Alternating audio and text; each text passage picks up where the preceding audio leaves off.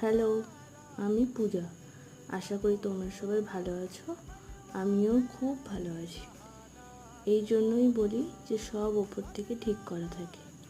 বাড়ি থেকে বেরিয়েছি অন্য কাজে, কিন্তু ফেরার পথে আজকে মনে হলো যে বাবার দর্শন করে যাব।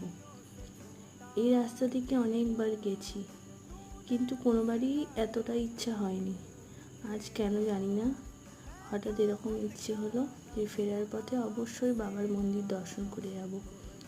বাবার মন্দির দর্শন করার পর মনটা পুরো শান্ত হয়ে গেল। চারিদিকের এমন পরিবেশ।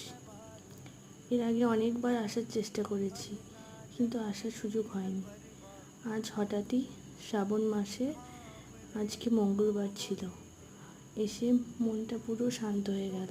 বাবার কাছে অনেক প্রার্থনা করে গেলাম, সবাই যেন ভালো থাকে, সুস্থ থাকে।